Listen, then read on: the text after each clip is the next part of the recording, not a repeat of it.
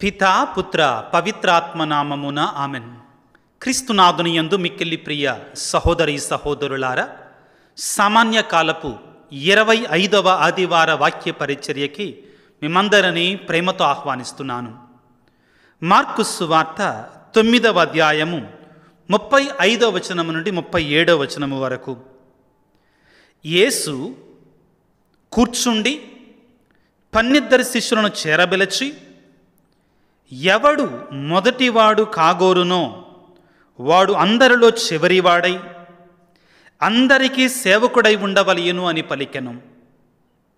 మరియు ఆయన ఒక చిన్న బిడ్డను చేరదీసి వారి మధ్య నుంచి వారిని ఎత్తి కౌగలించుకొని శిష్యులతో, ఇట్టి చిన్న బిడ్డలలో ఒకనిని నా పేరిట స్వీకరించువాడు నన్ను స్వీకరించిన వాడగును, నన్ను స్వీకరించిన వాడు నన్ను కాదు, నన్ను పంపిన వానిని స్వీకరించుచున్నాడు అని పలికెను. క్రీస్తునాథుని యందు మిక్కిలి ప్రియులకు సహోదరి సహోదరులారా, సామాన్య కాలపు 25వ ఆదివారం రోజున యేసు భగవానుడు తనను అనుసరించేటువంటి వారందరినీ కూడా చిన్న బిడ్డల మనస్తత్వము కలిగినటువంటి వారిని స్వీకరిస్తే ఆయనను స్వీకరించినట్లే ఆయన రాజ్యంలో స్థానాన్ని సంపాదించుకున్నట్లే అని బోధిస్తున్నారు. జాగ్రత్తగా ఆలకించండి. ఈనాటి వాక్య పఠనములో ప్రభువు మనను చిన్న బిడ్డల్లాగా మారమంటల్లా, కానీ చిన్న బిడ్డల మనస్తత్వము కలిగినటువంటి వారిని స్వీకరించాలి, అంగీకరించాలి. ఆ విధంగా చేయగలిగినప్పుడు ప్రియులారా, మనము ఆయనకు శిష్యులమవుతాము, ఆయన రాజ్యములో మనం పాలిభాగస్థులమవుతాము. ఇంతకు ఎవరు చిన్న బిడ్డలంటే ఎవరు? చిన్న బిడ్డల యొక్క మనస్తత్వము కలిగినటువంటి వారు ఎవరు? సమాజములో అనాథలు, అభాగ్యులు, దిక్కుమొక్కు లేనటువంటి వారు, తమకు తాము సహాయం చేసుకోలేనటువంటి వారు, ఇతరులకు సహాయం అందించలేనటువంటి వారు. చిన్నపిల్లలు ఏ విధంగా ఉంటారండి? వాళ్ళు ఎల్లప్పుడూ కూడా తల్లిదండ్రుల మీద, పెద్దల మీద ఆధారపడతారు. వారి నిత్య అవసరాల కొరకై, అదేవిధంగా ఆపదలు వచ్చినప్పుడు కూడా వారికి వారు సహాయం చేసుకోలేరు. దానికి బదులుగా వారు ఇతరుల మీద ఆధారపడతారు. వారు మానవాళి అంతటిలో కూడా ప్రమాదాల అంచున ఉన్నటువంటి వారు. కారణం, వారిని వారి కాపాడుకునే స్థితిలో వారు ఉండరు. కాబట్టి ప్రియులారా, ప్రభు ఈరోజు అంటున్నారు, ఇటువంటి చిన్న పిల్లలని స్వీకరించువారు, ఇటువంటి చిన్నపిల్లల మనస్తత్వము కలిగినటువంటి వారిని స్వీకరించువారు నన్ను స్వీకరించినట్లే, నన్ను పంపిన వారిని స్వీకరించినట్లే. అటువంటి మనస్తత్వము కలిగినటువంటి వారే నిజమైన గొప్పవారు అని క్రీస్తు ప్రభు మనకి తెలియజేస్తూ ఉన్నారు.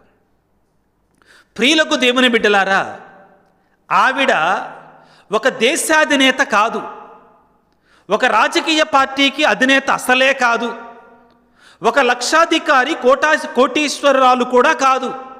ఆ విధంగా ఒక కంపెనీకో ఒక గొప్ప ఇంటి బిడ్డో అసలే కాదు. కానీ ఆ తల్లి మరణిస్తే, ఆ తల్లి తన యొక్క తనువు చాలిస్తే 1997వ సంవత్సరం సెప్టెంబర్ 5వ తారీఖున ఆమె మరణిస్తే, ప్రపంచ దేశాలలో ఉన్నటువంటి అధికారులందరూ కూడా, అధిపతులందరూ, ప్రెసిడెంట్స్ అందరూ కూడా కలకత్తా నగరములో ఆమె యొక్క భౌతిక కాయాన్ని చివరిసారిగా చూడటానికి కదం తొక్కారు, అక్కడికి వచ్చారు. ఎవరు ఆవిడ?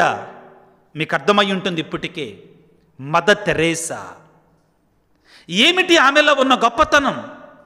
చెప్పినట్లుగా ఆమె ఒక దేశానికి అధిపతి కాదు, ఒక పార్టీకి అధికారి కాదు, ఒక లక్షాధికారి కాదు, కోటీశ్వరురాలు కాదు, ఒక కంపెనీకి అధిపతి కూడా కాదు. కానీ ఆమెలో ఉన్న గొప్పతనం ఏంటంటే ప్రియులారా, ఇదిగో చిన్న బిడ్డల మనస్తత్వము కలిగినటువంటి వారిని ఆ తల్లి తన హక్కున చేర్చుకుంది. అనాథలు, అభాగ్యులకి ఆమె తల్లిగా, మదర్గా ఆమె నిలబడగలిగింది. దిక్కు మొక్కు లేనటువంటి వారికి తాను దిక్కై నిలబడగలిగింది. చిన్నపిల్లలని తన వారిగా స్వీకరించింది. దేవుని స్వీకరించింది. పరలోక తండ్రిని స్వీకరించింది. ఆ తల్లి నోబెల్ ప్రైజ్ పొందిన తరువాత 4 సంవత్సరాలకి 1983 సంవత్సరంలో యునైటెడ్ నేషన్స్ అంటే పిల్లారా యుఎన్ఓ, యునైటెడ్ నేషన్స్ ఆర్గనైజేషన్ అంటారు. ప్రపంచంలోనే అది అత్యంత ప్రఖ్యాతిగాంచినటువంటి ఒక సంస్థ. అదే ప్రపంచంలో శాంతి సమాధానం అన్ని దేశాల మధ్యలో సఖ్యత కొరకై ప్రయత్నం చేస్తూ ఉంటుంది.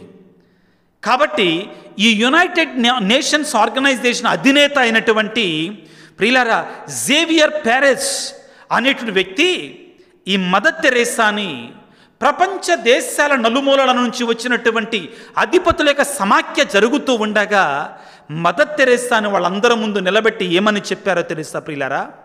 ఈ రోజున నేను మీ అందరికీ ప్రపంచంలోనే అత్యంత శక్తివంతమైన మహిళని పరిచయం చేస్తున్నాను అని మదర్ తెరేసాను చూపించాడట.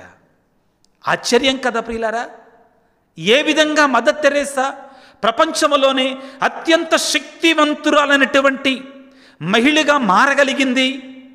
ఆమెకి ఏమైనా డబ్బులున్నాయా? ధనం ఉందా? లోకానుసారమైన పేరు ప్రఖ్యాతులు ఉన్నాయా? ఇవేవీ లేవే. మరి ఏ విధంగా అత్యంత శక్తివంతమైన మహిళగా ఆవిడ మారగలిగింది అంటే దీనత్వము, వినయము, పేదలని, అనాథలని, అభాగ్యులని తన బిడ్డలుగా స్వీకరించగలిగింది. కాబట్టి ఈనాడు ప్రియులకు దేవుని బిడ్డలారా, యేసు ప్రభు ప్రయాణమై వెళుతూ ఉండగా శిష్యులు వాళ్ళ మధ్యలో వాళ్ళు గుసగుసలాడుకుంటున్నారు. వాళ్ళ మధ్యలో వాళ్ళు మాట్లాడుకుంటున్నారు. వాళ్ళని మాట్లాడుకోనిచ్చాడు యేసు ప్రభు. ఒక చోటకు వచ్చిన తర్వాత తానికేమీ తెలియనట్లుగా మీరు మార్గ మధ్యలో ఏం మాట్లాడుకుంటున్నారు, దేని గురించి మాట్లాడుకుంటున్నారు అని అడిగారు. వాళ్ళు చెప్పలా, నాలకరుచుకున్నారు. వాక్యాన్ని చదువుకుంటే ఈనాటి సువిశేషములో మార్కు సువార్త 9వ అధ్యాయము 33వ వచనం నుంచి చదువుతున్నాను. అంతటా వారు కఫర్నామునకు వచ్చిరి, ప్రయాణమై వెళుతున్నారు. కఫర్నాము అనే ప్రదేశానికి వచ్చారు. అందు ఒక ఇంట ప్రవేశించిన పిదప యేసు తన శిష్యులను మార్గ మధ్యమున మీరు ఏ విషయమును గురించి తర్కించుచుండిరి అని అడిగాను. తమలో గొప్పవాడు ఎవడని మార్గమధ్యమున వారు వాదించుకొని ఉండుట చేత వారు ప్రత్యుత్తరం ఇయ్యలేక ఓరకుండిరి. మనలో గొప్పోడు ఎవరో అని శిష్యులు వాళ్ళ మధ్యలో వాళ్ళు పోట్లాడుకున్నారు. నేను గొప్ప అంటే నేను గొప్ప. ఆ సందర్భంలో యేసు ప్రభువు ఈనాటి ప్రధానమైన అంశాన్ని, ప్రధానమైన సందేశాన్ని మనకు అందిస్తున్నారు, శిష్యులకు కూడా అందిస్తున్నారు. 35వ వచనంలో అప్పుడు యేసు తన 12 శిష్యులను చేరబలిసి, మీలో ఎవడు మొదటివాడు కాదలచినటువంటి వాడు అందరిలో చివరివాడై అందరికీ సేవకుడై ఉండాలి. ప్రభు ఇచ్చేటి సందేశం ఇది ప్రియులారా. ఆ తరువాత వారి మధ్యలో ఒక చిన్న పిల్లవాడిని ఎత్తి కౌగలించుకొని వారితోటి ఏమంటున్నాడు, ఇట్టి చిన్న బిడ్డలని ఒకరిని నా పేరిట స్వీకరించువాడు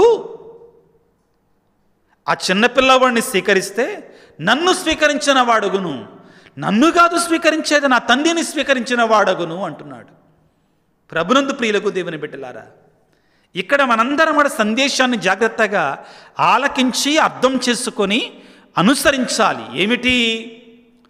లోకానుసారమైన గొప్పలు వేరు, దైవరాజ్యములో గొప్పలు వేరు.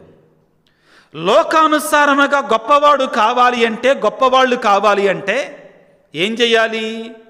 ఒక దేశానికో, ఒక కంపెనీకో, లేకపోతే ఏదో ఒక సంస్థకో అధిపతి కావాలి. బాగా డబ్బున్నటువంటి వాళ్ళు కావాలి. అంబానీ లాంటి వాళ్ళు, అదానీ లాంటి వాళ్ళు, ప్రైమ్ మినిస్టర్ లాంటి వాళ్ళు, చీఫ్ మినిస్టర్ లాంటి వాళ్ళు కావాలి. ఇది లోకం ఎరిగిన సత్యం ప్రియులారా. లేకపోతే కోట్లకు పడగలెత్తాలి. కానీ ప్రియులారా, యేసు ప్రభు ఏమంటున్నాడు? నా దృష్టిలో మీరు గొప్పవారు కాదలిసినట్లయితే ఇటువంటి చిన్న బిడ్డలని మీరు స్వీకరించేటువంటి వారై ఉండాలి. చిన్న బిడ్డలను స్వీకరించటం అంటే ఏమిటి? యూదుల యొక్క ఆలోచన స్థలాన్ని మనం అర్థం చేసుకోవాలి. ముందుగా యేసు ప్రభు చెప్పిన దానిని మనం అర్థం చేసుకోవాలంటే, యూదుల యొక్క ఆలోచన స్థలాల ప్రకారము చిన్నపిల్లలు విలువలేనటువంటి వారిగా పరిగణించబడతారు. దానికి ఉదాహరణ మత్తయి శుభవార్త 19-18 అధ్యాయాలలో చిన్నపిల్లలను ఆశీర్వదించమని తల్లులు తమ బిడ్డలను తీసుకొని రాగా శిష్యులు ఏమన్నారు? గురువు గారికి సమయం లేదు, వెళ్ళిపోండి. పిల్లలే కదా, విలువ లేనటువంటి వారిగా చూడబడ్డారు. ప్రియులారా, యేసు ప్రభు ఇచ్చే సందేశం ఏమిటి అంటే, ఇక్కడ ఇట్టి చిన్న బిడ్డలను స్వీకరించువాడు అంటే లిటరల్గా అక్షరం చిన్నపిల్లని స్వీకరించటం కాదండి. చిన్నపిల్లల వంటి వారిని, ఎవరైతే నిస్సహాయ స్థితిలో ఉన్నారో, తమకు తాము సహాయము చేసుకోలేరో, ఎవరైతే అనాథలుగా అభాగ్యులుగా లోకములో ఉన్నారో, అటువంటి వారిని స్వీకరిస్తే దేవుని దృష్టిలో గొప్పవారమవుతాం. ఇది దేవుడు మనకు నేర్పించేది అతి ముఖ్యమైనటువంటిది. ప్రియులకు దేవుని బిడ్డలారా, ఇక ఈనాటి వాక్యములో ఒక్కడుగు ముందుకు వెళ్ళటానికి ప్రయత్నం చేద్దాం. యేసు ప్రభు ఏం చేస్తున్నాడు? మార్కు సువార్త 9:30 యేసు గలిలయ ప్రాంతమునకు వెళ్ళెను. తాను ఎచ్చట ఉన్నది ఎవరికి తెలియరాదని ఆయన కోరెను. అప్పుడు ఆయన వారితోటి ఈ విధంగా చెప్పనారంభించాడు. మార్కు సువార్త 9:31 మనుష్య కుమారుడు శత్రువుల చేతికి అప్పగింపబడును, వారు ఆయనను చంపుదురు, కానీ ఆయన 3వ నాడు పునరుత్థానుడగును అని శిష్యులకు బోధించుచుండెను. ప్రియులకు దేవుని బిడ్డలారా, మార్కు సువార్త అంతటిలో కూడా యేసు ప్రభు ఒక ప్రయాణములో ఉంటాడు. ఆయన ప్రయాణిస్తూనే ఉంటాడు. ఏంటి ఆ ప్రయాణము? తాను గలిలయ నుండి యెరూషలేమునకు ప్రయాణం చేస్తూ ఉంటాడు. ఈ ప్రయాణములో ప్రియులారా, యేసు ప్రభు ముచ్చటగా 3 సార్లు తన మరణాన్ని ప్రస్తావిస్తారు. అసలు మార్కు సువార్తని మనం ఒక్కసారి ధ్యానం చేస్తే, యేసు ప్రభు ఈ లోకానికి వచ్చిందే మానవాళి కొరకై తన ప్రాణాన్ని అర్పించటానికి, తన ప్రాణ అర్పణము ద్వారా నిత్య రక్షణ భాగ్యాన్ని ప్రసాదించటానికి అనే సత్యాన్ని ఆయన మనకి ఎరుకపరుస్తారు. యేసు ప్రభు 3వ నాడు సజీవుడై లేవటము ద్వారా ఆయన సకల లోకానికి నిత్య జీవితాన్ని ప్రసాదిస్తాడు అనే సత్యాన్ని మనకి బోధిస్తూ ఉంటాడు. ప్రారంభము నుండి కూడా ప్రియులకు దేవుని బిడ్డలారా, ప్రారంభము నుండి చివరి వరకు కూడా. ఉదాహరణకి యేసు ప్రభువు మార్కు సువార్త అంతటిలో కూడా ప్రయాణములో ఉంటాడు. ఈ ప్రయాణములో ఉన్న యేసు ప్రభు ముచ్చటగా 3 సార్లు తన శ్రమల మరణ పునరుత్థానాలను ప్రస్తావిస్తారు. మరలా చెప్తాడు శిష్యులకి, ప్రజలకు కూడా చెబుతాడు. ఉదాహరణకి మార్కు సువార్త 8:31-33 ఒకసారి చదువుకుందాం. మార్కు సువార్త 8:31-33 దీనిని మనం గడిచినటువంటి ఆదివారం మనం తెలుసుకున్నాం. ప్రియులారా, నన్ను గూర్చి ఎవరనుకుంటున్నారు ప్రజలు అన్నప్పుడు శిష్యులు అన్నారు, ప్రవక్తలలో ఒకడు అనుకుంటున్నారు, లేకపోతే ఏలియా అనుకుంటున్నారు, లేక బాప్తిస్మ యోహాన్ అనుకుంటున్నారు, మోషే అనుకుంటున్నారు అని ప్రజలు అనుకుంటున్నారని శిష్యులు చెప్పారు. కానీ పేతురు నీవు క్రీస్తువు అని పలుకుతాడు. ఆ తరువాత ప్రభు వెంటనే తన శ్రమల గురించి బోధిస్తున్నారు. ఉదాహరణకి మార్కు సువార్త 8:31 యేసు శిష్యులకు మనుష్య కుమారుడు అనేక శ్రమలను అనుభవించి పెద్దలచే, ప్రధానార్చకులచే, ధర్మశాస్త్ర బోధకులచే నిరాకరించబడి చంపబడి 3వ దినమున ఉత్థానమొకటి అగత్యము అని పలికెను. తన శ్రమలు మరణ పునరుత్థానాన్ని గురించి ప్రస్తావిస్తున్నారు. ప్రియులారా, క్రైస్తవ విశ్వాసానికి గుండెకాయ లాంటిది ఈ విశ్వాస పరమరహస్యము. ఈ విశ్వాస పరమరహస్యాన్ని నడిపూజలో గురువు అప్పాన్ని ఎత్తి ఇది నా శరీరమని పలికిన తరువాత పాత్రను ఎత్తి, ఇది నా రక్తముతో కూడినట్టు పానపాత్రము, దీన్ని తీసుకొని మీరు పానము చేయండి, దీనిని నా జ్ఞాపకార్థము చేయండి అని పలికిన తర్వాత, ఇది విశ్వాస రహస్యం అని పలికినప్పుడు మనం ఏమని ప్రార్థన చేస్తాం? క్రీస్తు మరణముందెను, క్రీస్తు తిరిగి లేచను, క్రీస్తు మరల వచ్చును అని పలుకుతాం. ఇదే విశ్వాస పరమరహస్యం క్రైస్తవునికి. ఈ విశ్వాస పరమరహస్యం రక్షణ వస్తుంది మనకి. ఇది లేకుండా రక్షణ లేదు ప్రియులకు దేవుని. కాబట్టి యేసు ప్రభు ఈ లోకానికి వచ్చింది ఆయన శ్రమలు పొందటానికి, మరణించటానికి, కానీ మూడవ నాడు సజీవుడే లేచి తద్వారా మనందరికీ నిత్య జీవితాన్ని ప్రసాదించటం కొరకై దాని గురించి ప్రస్తావిస్తున్నాడు గడిచినటువంటి ఆదివారం. ఈ వారం కూడా యేసు ప్రభు మరొక్కసారి తన శ్రమల మరణ పునరుత్థానాన్ని గురించి ప్రస్తావిస్తున్నారు. మార్కు సువార్త 9వ అధ్యాయము 30వ వచనము నుండి, యేసు గలిలయ ప్రాంతమునకు వెళ్ళెను, తాను ఎక్కడ ఉన్నది ఎవరికి చెప్పొద్దన్నాడు. శిష్యులతో మాత్రమే మాట్లాడుతున్నాడు. అప్పుడు ఏమంటున్నాడు? మార్కు 9:31లో, మనుష్య కుమారుడు శత్రువుల చేతికి అప్పగింపబడును, వారు ఆయనను చంపుదురు, కానీ మరణించి 3వ నాడున ఆయన ఉత్థానమగును అని శిష్యులకు బోధించుచుండెను. ఇక్కడ విచిత్రమైనటువంటిది ఏంటంటే, యేసు ప్రభు ఒకవైపున తన శ్రమల గురించి, మరణాన్ని గురించి మాట్లాడుతూ ఉంటే, తన బాధల గురించి మాట్లాడుతుంటే శిష్యులు దేని గురించి మాట్లాడుకుంటున్నారు? మనలో గొప్పోడెవడని మాట్లాడుకుంటున్నాడు. ప్రియులారా, నేను మీతోటి యేసు ప్రభు గలిలయ నుండి యెరూషలేమునకి వెళుతుండగా 3 సార్లు తన మరణ పునరుత్థానాల గురించి మాట్లాడారు అని పలికారు. 3వసారి మత్తయి శుభవార్త 10వ అధ్యాయము 30వ వచనం నుండి మనం చదువుకుంటే మనకి ఈ విషయం అర్థమవుతుంది పిల్లారా. 32వ వచనములో, అంతటా వారు యెరూషలేమునకు పయనము కాగా, చూడండి ప్రయాణంలో ఉన్నాడు యేసు ప్రభు, ప్రతిసారి ప్రయాణంలో ఉన్నాడు. పయనము కాగా యేసు అందరికంటే ముందు పోసాగెను. అందుచే వారు యేసును వెంబడించుచు యేసును గురించి ఆశ్చర్యపడిరి. ప్రజలు భయపడి యేసు 12 శిష్యులు తన యొద్దకు పిలిచి తనకు రానున్న సంఘటనల గురించి వివరింపసాగెను.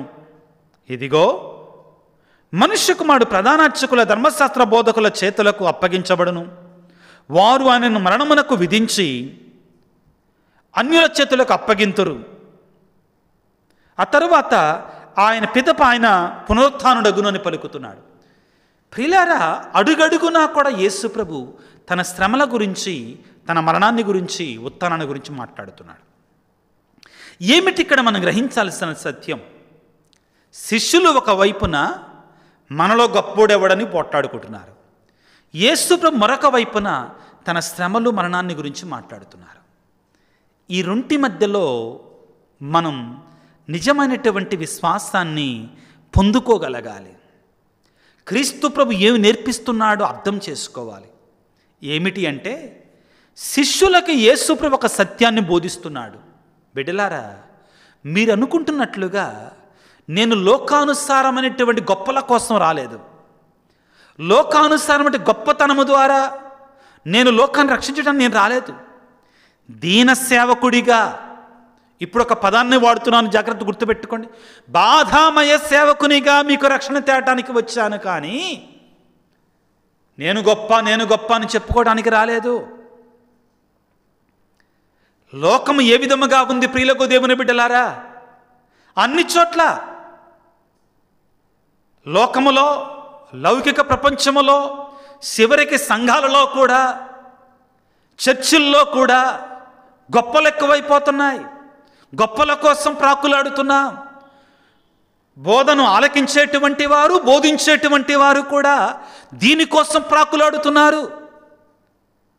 అధికారము కొరకై తప్పించిపోతూ ఉన్నారు. దానికోసం ఏ కార్యాన్ని చేయటానికైనా వెనకడుగు వేయడం లేదు. లోకములో చూసినా కానీ, అదేవిధంగా సంఘాలలో చూసినా కానీ ఇదే జరుగుతుంది ప్రియులారా. బోధకుల మధ్యలో కూడా ఇదే జరుగుతుంది ప్రియులారా. యాచకుల మధ్యలో కూడా ఇదే జరుగుతుంది ప్రియులారా. దురదృష్టవశాత్తు ఇదంతా లోకానికి సంబంధించినటువంటిది, దేవుడు మెచ్చేటువంటిది కాదు, దేవుడు కోరుకునేటువంటిది కాదు. క్రైస్తవులమైన మనందరము కూడా క్రీస్తు బాటలో మనం ప్రయాణం చేయగలగాలి. యెషయా గ్రంథములో యేసు ప్రభువుని గురించి మాట్లాడుతూ 42వ అధ్యాయం నుంచి మనం చదువుకుంటే బాధామయ సేవకుని గురించి మనం చదువుకుంటాం. రానున్నటువంటి మెస్సయ్య ఒక బాధామయ సేవకునిగా మన పాపముల కొరకై ఆయన నలుగగొట్టబడతాడు, మన పాపముల కొరకై ఆయన సిలువేయబడతాడు, మన కొరకై ఆయన మరణించి తన మరణము ద్వారా మనకు రక్షణ తెస్తాడని పలికాడు. ఇదిగో క్రైస్తవుడనేటువంటి వాడు, క్రీస్తును అనుసరించేటువంటి వాడు, బోధకుడనేటువంటి వాడు, యాజకుడనేటువంటి వాడు ఆయన బాటలో నడవగలగాలి, ఆయన మాటను పాటించగలగాలి. దీనత, వినయము, తగ్గింపు లేకుండా నేను గొప్పనని గర్వముతో విర్రవీగితే ప్రయోజనం లేదు ప్రియులారా. అతను దేవుని యొక్క బిడ్డగా పరిగణించబడడు. కలిగి ఉండొద్దు అంటల్లా దేవుడెప్పుడు కూడా, కలిమి ఉండొద్దు అంటల్లా. కలిమిలో కూడా దీనత నెట్టుతో ఉండాలి. రొమ్ము విరుచుకొని నడవటం కాదండి కావలసింది, తల దించుకొని నడవగలగాలి దేవుని సన్నిధిలో. ఈ దీనత లేకుండా, ఈ వినయము లేకుండా గర్వముతో ఉన్నటువంటి వాడు పతనానికి అంచున ఉన్నాడు. గర్వము సర్వనర్థాలకి మూలము. మనం అనుకోవచ్చు ఇదంతా లోకానుసారం పిల్ల. ఈరోజు శిష్యులకు అదే చెప్తున్నాడు యేసుప్రభు. అందుకని దాని గురించి మాట్లాడుతున్నా. యేసుప్రభు ఏమంటున్నాడు? నేను యెరూషలేమునికి వెళ్ళాలి, శ్రమలు పొందాలి, మరణించాలని పలుకుతుంటే శిష్యులు మనలో గొప్పోడెవడు దీని గురించి మాట్లాడుకుంటున్నారు. అంశం అదే ప్రియులారా. ఎవరు? అది కూడా శిష్యులు, యేసుప్రభుతో ఉన్నటువంటి వారు. అది కరెక్ట్ కాదు అని నేర్పించటానికి యేసుప్రభు ఈ రోజున మీలో ఎవడైతే గొప్పవాడు కాదలిచాడు వాడు అందరికంటే సేవకుడై ఉండాలి. మార్కు సువార్త 9వ అధ్యాయం 35వ వచనంలో ఎవడు మొదటివాడిగా ఉండునో వాడు అందరికంటే చివరివాడై అందరికీ సేవకుడై ఉండాలి. తరువాత ఒక చిన్న పిల్లవాడిని తీసుకొని, ఇట్టి చిన్న బిడ్డలను ఒకరిని నా పేరిట స్వీకరించువాడు నన్ను స్వీకరిస్తున్నాడు. ఎవరిని? అనాథలని, అభాగ్యులను హక్కున చేర్చుకోవడం. అది క్రైస్తవులంగా మనం చేయవలసినటువంటిది. ప్రభునందు ప్రియులకు దేవుని బిడ్డలారా, దేవుడు మనకి అవకాశాలు ఇస్తూనే ఉంటాడు. దేవుడు మనకి అవకాశాలు ఇస్తూనే ఉంటాడు. ఆ అవకాశాలను సద్వినియోగం చేసుకొని అనాథలని, ఆపదలో ఉన్నటువంటి వారిని మన హక్కున చేర్చుకోగలుగుతున్నామా? చాలా ముఖ్యమైన ప్రశ్న. ఈ రోజున నా దగ్గరికి ఇద్దరు రావటం జరిగింది. ఈ విజయవాడలో పెద్ద వరదలు, మా పాస్టల్ సెంటర్లో కూడా కింద ఫ్లోర్ అంతా మునిగిపోయింది. చాలా వస్తువులు అంటే చాలా వస్తువులు పాడైపోయాయి. ఇంతకంటే చాలా నష్టం జరిగింది కొన్ని చోట్ల ప్రియులారా, కాదంటల్లా.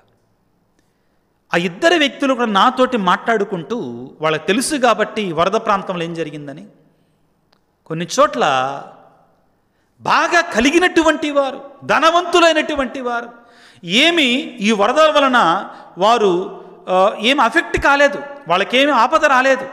అయినా కానీ వారు కూడా వచ్చి ఈ అవసరతలో ఉన్నటువంటి వారికి పంచేటువంటివి వాళ్ళు కూడా సందట్లో సడేమియా మాకు కూడా కావాలి. వాళ్ళు ఈ వరదల వలన ఏమి అఫెక్ట్ కాలేదు అందరూ అంటలేదండి. వరదల వలన వాళ్ళు ఏం కోల్పోలేదు, లక్షాధికారులు వాళ్ళు. అయినా కానీ ఆ ఆపదలో ఉన్నటువంటి వారికి ఎవరో మంచి మనసుతో సహాయం చేస్తూ ఉంటే వాటిని తీసుకోవటానికి ఎగబడటం. ఇంకా కొంతమంది వారిలో ఇక దొరకగానే ఒకేసారి ఎదుర్కోవటం. ప్రియులకు దేవుని బిడ్డలారా, యేసు ప్రభు ఈ రోజున ఖచ్చితంగా దీనినే చెప్తున్నాడు.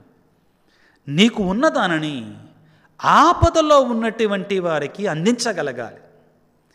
నీకు కలిగిన దానని నీ స్వతహాగా, యేసుప్రభు చిన్నపిల్లవాడిని పెట్టుకొని వీరిని స్వీకరించినటువంటి వారు అంటే ఆపదలో ఉన్నటువంటి వారిని స్వీకరించగలిగినప్పుడు, కష్టాలలో ఉన్నటువంటి వారిని నీ సొంతగా నీకు నొప్పి కలగాలి ఇచ్చేటప్పుడు నీ సొంతగా నువ్వు ఖర్చు చేయగలగాలి.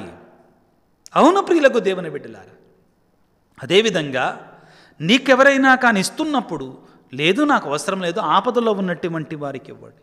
అటువంటి వారిని కూడా చాలామందిని చూశాం ఈ వరదల్లో. ప్రియులారా, ప్రియులకు దేవుని బిడ్డలారా, యేసు ప్రభు ఈ రోజున మనల్ని పిలిచే దేనికంటే ఒక ఉదాత్తమైనటువంటి భావాలు కలిగి, గొప్ప మనస్సు కలిగి, విశాలమైన హృదయం కలిగి జీవించండి అని పలుకుతున్నాడు. చిన్న బిడ్డల్లాగా ఎవరైతే తమకు తాము సహాయం చేసుకోలేరు, తిరిగి సహాయాన్ని అందించలేరు, అవసరతలో ఉన్నారో, అభాగ్యులుగా ఉన్నారో, వారిని ఆదరించిన వాడే నన్ను ఆదరించినట్లు. ఎక్కడో నాకు తెలిసినటువంటి వారు ప్రియులారా, ఫాదర్ గారండి, ఎక్కడో ఉన్నటువంటి వారు, ఏదో గుంటూరు అవతల ఉన్నటువంటి వారు, ఫాదర్ గారండి మీకు తెలిసినటువంటి వారు ఎవరన్నా ఉంటే చెప్పండి, మేము సహాయం చేయాలనుకుంటున్నాం అంటే ఫలానా చోటకి వెళ్ళండి, అక్కడ అవసరం ఉంది, అక్కడ సహాయం చేయండి అని చెప్పటం జరిగింది. వారెవరో గుంటూరులో ఉన్నటువంటి వారు సహాయం చేయాలని క్రీస్తు పేరిట వారు ముందుకు రావటం జరిగింది. ప్రియులారా, ఈ రోజున యేసు భగవానుడు ఇదిగో చిన్న పిల్లవాడిని నా పేరిట స్వీకరించువాడు నన్ను స్వీకరించుచున్నాడు అంటే మరొక్కసారి చాలా స్పష్టంగా తెలియజేస్తున్నాడు. ఏమిటి? ఆపదల్లో ఉన్నటువంటి వారిని స్వీకరించగలగాలి, అభాగ్యులను స్వీకరించగలగాలి. కథోలిక శ్రీ సభలో ఉన్న గొప్పతనం ఇది ప్రియులారా. ఏదైనా ఆపద వస్తే, అవసరత ఏర్పడితే మొట్టమొదటిగా స్పందించేది కథోలిక శ్రీ సభ. క్రీస్తు నేర్పింది ఇదే. ప్రతి కుటుంబము కూడా ఆ విధంగా మారగలగాలి. అదే ప్రభు మనకు నేర్పించేది. అప్పుడే మనం క్రీస్తు ప్రతినిధులుగా మారతాం, క్రీస్తునే స్వీకరిస్తాం. ప్రభు ఏమంటున్నాడు ఈ రోజున వాక్యములో? ఇట్టి చిన్నవారిని స్వీకరించువాడు వారిని కాదు నన్ను స్వీకరిస్తున్నాడు, నన్ను కాదు నన్ను పంపిన వారిని కూడా స్వీకరిస్తున్నాడు అంటున్నాడు. ఎంత గొప్ప ధన్యత ప్రియులారా. ప్రభువుని వేడుకుందాం. మొదటిగా గర్వానికి, గొప్పలకి, లోకానుసార ప్రగల్భాలకి వెళ్లకుండా దీనాత్ములుగా ఉండేటువంటి గొప్ప మనస్సును మనకి ఇవ్వమని వేడుకుందాం. కొన్ని సందర్భాలలో ప్రియులారా, మనం కూడా తెలియకుండా ప్రతి ఒక్కరం కూడా ఎదుటి వారిని చూచి నేను ఎందుకు తగ్గాలి, నేను కూడా గొప్పే అనే భావములో మనం కూడా పడిపోతున్నాం. దేవా మమ్ము క్షమించయ్యా, మా జీవితంలో నేను గొప్ప అనేటువంటి గర్వం అనేటువంటిది రాకుండా మమ్ము కాపాడయ్యా. అది మహాభయంకరమైనటువంటి పాపం ప్రియులారా, గర్వం అనేటువంటిది. ఆ గర్వమే దేవదూతలను సైతానులుగా మార్చలా. ఆ గర్వమే ఆదాము ఏవమ్మలని పాపములో పడవేయలా. మీరు దేవుళ్ళలాగా అయిపోతారు పండు తింటే. ఆ గర్వమే కయ్యూనుని తమ్ముడు చంపేటట్లుగా చేయలా. నా కానుక అంగీకరించట్లా, వాడి కానుక అంగీకరిస్తున్నారు దేవుడు. గర్వం ప్రియులారా, గర్వము చావైన 7 పాపాలలో మొట్టమొదటి పాపం ప్రియులారా. దాన్ని తీసివేసుకొని చిన్నపిల్లలుగా మారి చిన్నపిల్లల వంటి అనాథలను ఆ భాగ్యులను స్వీకరించేటువంటి గొప్ప హృదయాన్ని మనకు దయచేయమని, దీనత వినయాన్ని కలిగేటువంటి మదర్ తెరేసాలో ఉన్న కొద్దిగా స్వభావాన్ని మనకివ్వమని తలలు వంచి ప్రార్థన చేసుకుందాం. సర్వశక్తిమంతుడా, సర్వోన్నతుడా, ప్రేమామయుడా, ఈనాడు మీరు మీ శ్రమలు, మరణాన్ని, పునరుత్థానాన్ని గురించి ప్రస్తావిస్తున్నారు. మీరు దేవుని కుమారుడై ఉండి కూడా నరావతారిగా ఈ లోకానికి వచ్చి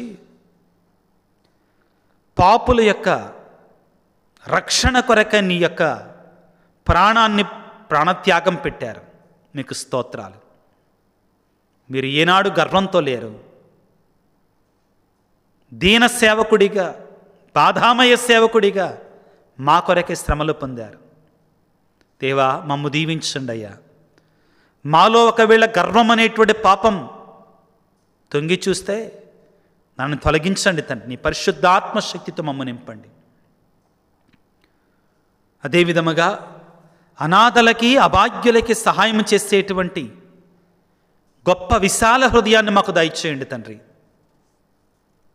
ఈనాడు ప్రత్యేకంగా ప్రభువా ఈ వాక్య పరిచర్యలో పాల్గొనని బిడ్డలందరినీ దీవించండి, వారి కుటుంబాలను దీవించండి. ముఖ్యంగా మా విజయవాడ పట్టణంలో తండ్రి ఈ బుడమేరు ప్రాంతంలో ఎంతోమంది బిడ్డలు ఎన్నో శ్రమలు పొందుతున్నారు. ఇంకా కొంతమంది బురదలోనే ఉన్నారు, నీళ్లలో ఉన్నారు, గొప్ప ఆపదలో ఉన్నారు, సర్వాన్ని కోల్పోయినటువంటి వారు. వారి కొరకే ప్రార్థన చేస్తున్నారు. వారిని దీవించండి నాన్న, వారికి సహాయాన్ని అందించండి. మనుషుల యొక్క మనసులను కదిలించి వారిని ప్రేరేపించి ఆపదలో ఉన్నటువంటి వారికి ఆదుకోమని, దీవించమని, ఈనాడు మా కొరకే ప్రార్థించండి స్వామి అని పలికినటువంటి వారు దీవించమని మా ప్రభు అయిన క్రీస్తు ద్వారా వేడుకొనుచున్నాము తండ్రి, ఆమెన్. ప్రభువు మీతో ఉందురుగాక, మీ ఆత్మతో ఉందురుగాక. సర్వశక్తిగల సర్వేశ్వరుడు పిత, పుత్ర, పవిత్రాత్మ మిమ్మందరిని చల్లగా దీవించి ఆశీర్వదించి కాపాడుదురుగాక. God bless you. దేవుడి మిమ్ము దీవించుగాక. ఆమెన్.